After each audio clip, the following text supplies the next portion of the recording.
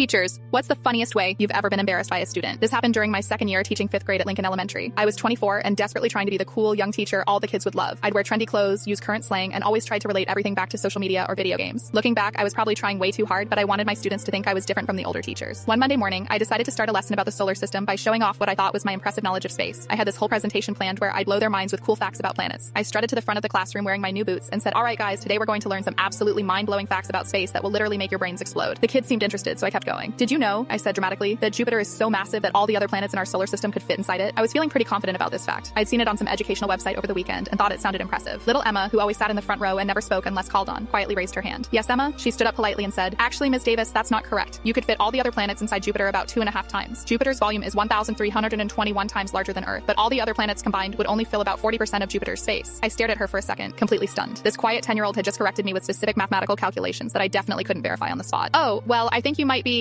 I started to say, but Emma wasn't finished. She continued in the same polite voice. "Also, the sun could fit about 1.3 million Earths inside it, which is way more impressive than the Jupiter fact. And technically, if we're talking about mass instead of volume, Jupiter is only about 318 times more massive than Earth, not big enough to contain all the other planets by mass." The entire classroom was dead silent. 28 fifth graders were staring back and forth between me and Emma like they were watching a tennis match. I felt my face turning bright red. Here I was, trying to impress these kids with space facts, and this quiet student had just delivered a full NASA-level lecture that made me look like I'd gotten my information from a cereal box. "Where did you learn all that?" I asked, genuinely curious now. Emma shrugged and said, "My dad works at the observatory downtown. We talk about space stuff at dinner every night. He always tells me to double-check facts because a lot of websites get planetary information wrong." At this point, I realized I had two choices. I could get defensive and try to maintain my authority, or I could admit that my student knew way more about this topic than I did. I chose option 2. "Emma, would you mind coming up here and teaching us about the solar system? Because clearly you know a lot more about this than I do right now." The whole class started giggling, but not in a mean way. They thought it was funny that I was admitting a student knew more than me. Emma looked nervous but excited. She came to the front of the room and started drawing diagrams on the whiteboard, explaining planetary orbits, gravitational forces, and the difference between dwarf planets and regular planets. For the next 30 minutes, I sat in the back of my own classroom while my 10-year-old student taught a lesson that was more informative and accurate than anything I had planned. The kids were completely engaged. They were asking Emma questions about black holes, asteroid belts, and whether aliens might exist on other planets. She answered everything with the confidence of someone who'd been studying astronomy her whole life. When the lesson ended, I stood up and started clapping. "Emma, that was absolutely incredible. Thank you for teaching us today." She beamed with pride and said, "Thanks, Ms. Davis. I was worried I was being rude by correcting you." I laughed and said, "Emma, you just taught me that it's okay to admit when you don't know something." That was the most important lesson of the day. From that point on, Emma became my unofficial space expert. Whenever we had science questions about astronomy, I'd ask her to help explain things to the class. The funny part is, that experience completely changed how I approached teaching. I stopped trying to be the know-it-all teacher and started admitting when students knew more than me about certain topics. It made me a better teacher and made my students more confident about sharing their knowledge. Emma's dad came to parent-teacher conferences a few months later and thanked me for encouraging her to speak up in class. Apparently, she'd always been shy about sharing her space knowledge because other teachers had told her it was too advanced for elementary school. That little girl taught me that sometimes the best thing a teacher can do is step back and let students shine. And yes, I double-checked all my space facts after that. Emma was right about everything, by the way. Now, whenever I start a new lesson, I always ask if anyone has expert knowledge about the topic first. Some of my best classes have been taught by students who knew more than me. Emma's in high school now and wants to be an astrophysicist. I'm not surprised at all.